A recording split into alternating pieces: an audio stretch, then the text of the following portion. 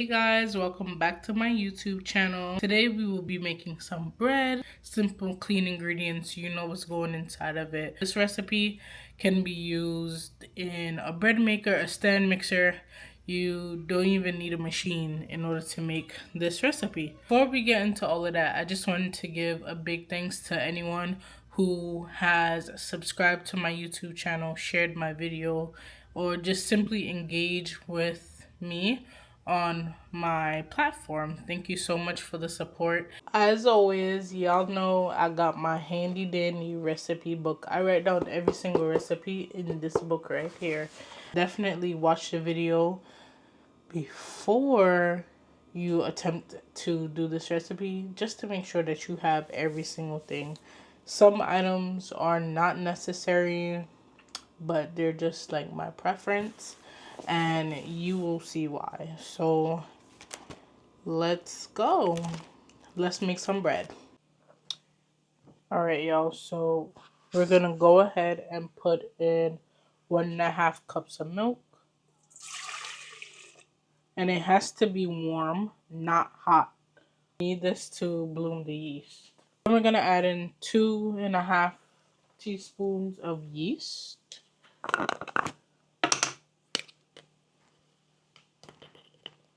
So 2.5 teaspoons of yeast. 1,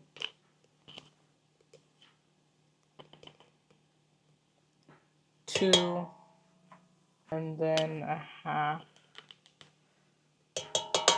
Then we're gonna add in 1 tablespoon of sugar, and we're gonna give that a nice mix. We add the sugar with the yeast because it helps it to activate. And we're gonna let this sit for about 10 minutes. Honestly, let it sit until you start to see the yeast to activate. So this is what your yeast should be looking like. It looks a little foamy. I'm gonna show you right now.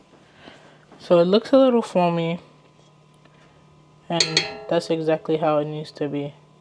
It smells really, really good. What we're gonna do is add in 3 cups of flour. You can use all-purpose flour. I like to use bread flour because it just makes it better, more different, it's more chewy. Now that we added our flour, we're gonna go ahead and put on our dough hook, and then we're going to add 1 teaspoon of salt and 2 tablespoons of butter. For the butter, you want to make sure it's melted or just softened, and just add that in. Now we are going to knead the dough until it turns into a nice little shaggy ball.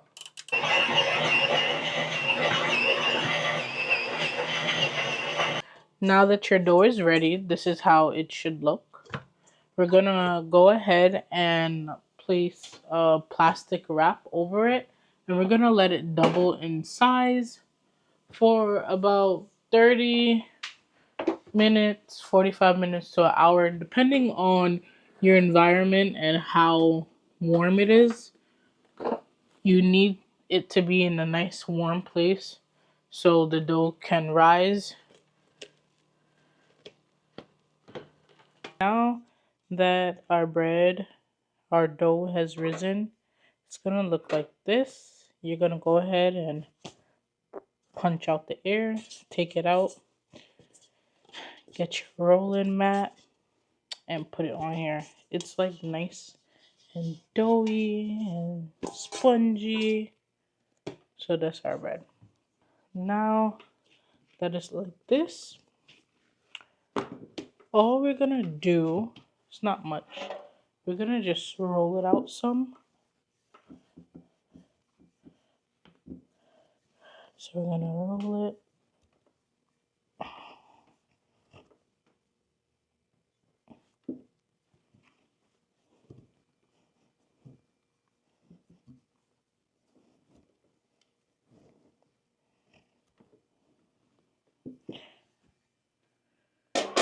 You're not going to roll it out too much. See, that was so simple. Now we're going to roll it like a burrito. And you want to make sure that you have your baking pan that you want to use ready. So you're just going to roll it up like that. I'm using this. I'm going to be using this perfectly rectangle bread pan. This comes with a lid, and I absolutely love it because it gives you the perfect squares. So you're going to take it, you're going to place it in there like this.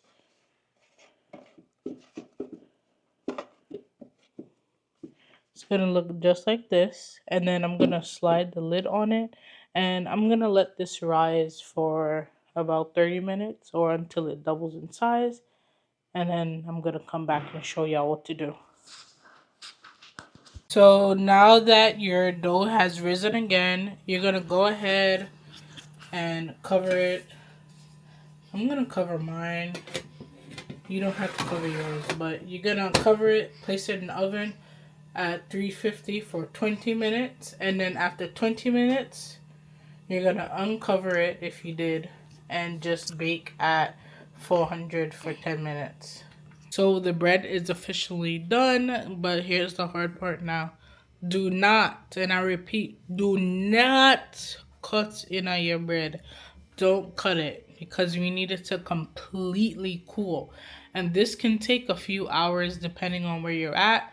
Me, I'm just gonna leave it until like the end of the day or even the next day.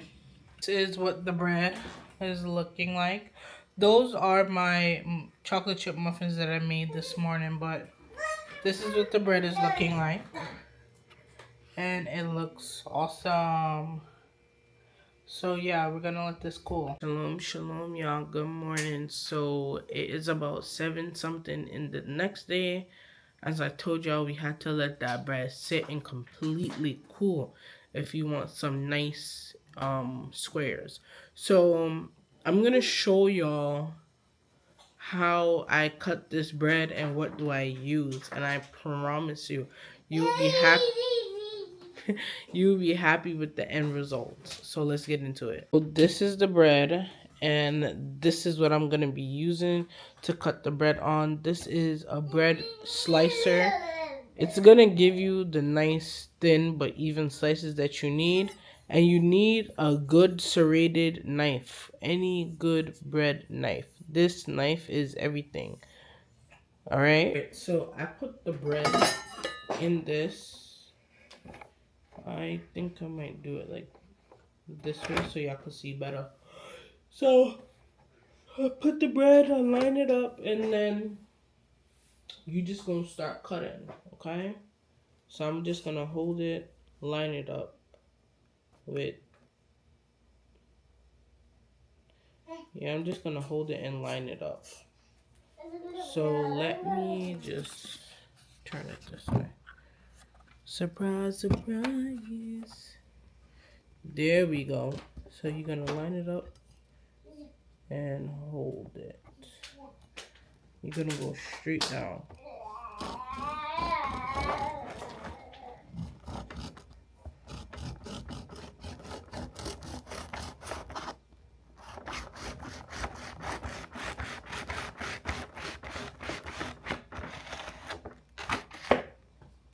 This one.